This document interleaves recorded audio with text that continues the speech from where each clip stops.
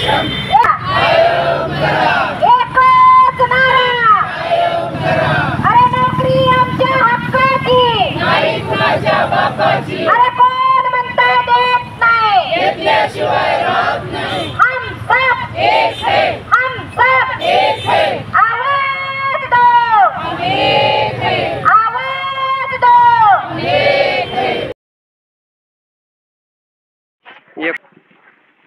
आज 7 दिवस झाला आंदोलन चालू आहे. काय सांगू इच्छित आहे? गेल्या 7 दिवसापासून आम्ही आंदोलनाची सुरुवात केलेली आहे.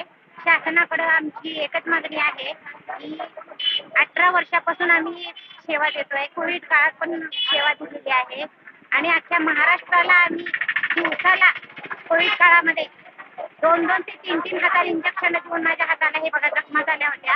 एवढे इंजेक्शन देऊन महाराष्ट्राला वाचवण्याचं काम माझे बंधू आणि भगिनी या महाराष्ट्रातून केलेले आहेत, कंत्राटी कर्मचारी.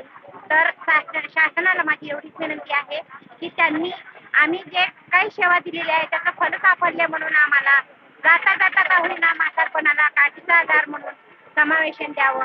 कारण रामाचा वनवास सुद्धा 14 वर्षानंतर संपला. आमचा वनवास कधी संपवणार आहे हे शासन? कारण आम्ही तुटपुंज पगारीमध्ये 5,000पासून काम करतोय आणि आता आमचे वय निघून गेले. आजी झाले मी तरी, आणि माझा नातवंड म्हणतो मला की आजी तुला कधी नोकरी समावेशन मिळणार? मग अशी अवस्था जर आमची असेल, आता सध्या मी आजारी आहे आणि मला बसता उठता येत नाही, तर माझ्या औषध पाण्याला सुद्धा हा पगार पुरत नाहीये. मग मुलांचं शिक्षण, मुलांचं भवितव्य आणि माझा आजारपण हे कसं होणार?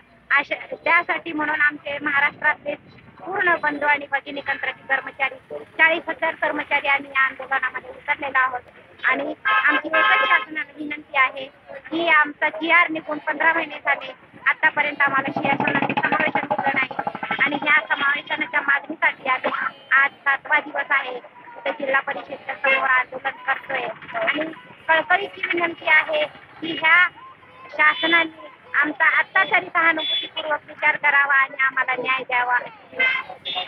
आता आपण कंत्राटी म्हणून तुम्ही सेवा करताय, लाडक्या बहिणीचा तुम्हाला भेटला का हप्ता वगैरे काय असेल?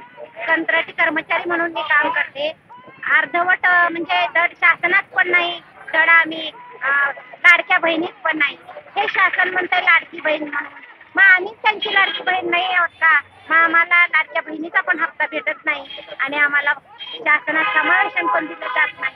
हा अन्याय शासनाने आमच्यावर करू नये, कारण आम्ही पण त्यांच्याच बहिणी आहेत. आम्ही सावत्र बहिणी नाही आहोत, आम्ही त्यांच्याच बहिणी आहोत. त्यांनी आम्हाला सहानुभूतीपूर्वक विचार